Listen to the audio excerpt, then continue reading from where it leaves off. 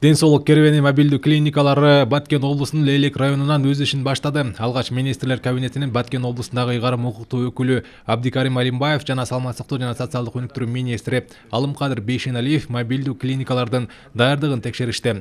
Бул көчмө клиника Евразия стабилдештирүү жана өнүктүрүү фондусу тарабынан гранттык негизде каржыланган. Ден соолук керебени долбоордун алкагында Кыргызстанга өткөрүлүп берилип, заманбап мобилдик медициналык комплекстер менен камтылган. Андан соң дарыгерлер Лейлек районунун чек арада жайгашкан жабыр тарткан шарттуу оор айылдарынын жашоочуларын медициналык кароодон баштады. Алар жергиликтүүлөрдү акысыз медициналык текшерүүдөн өткөрүп дарылашат. Мындан сырткары мобилдүү клиника облустун ар бир район шаарларында жана ар бир айылдарында калктын саламаттыгын көзөмөлгө алат.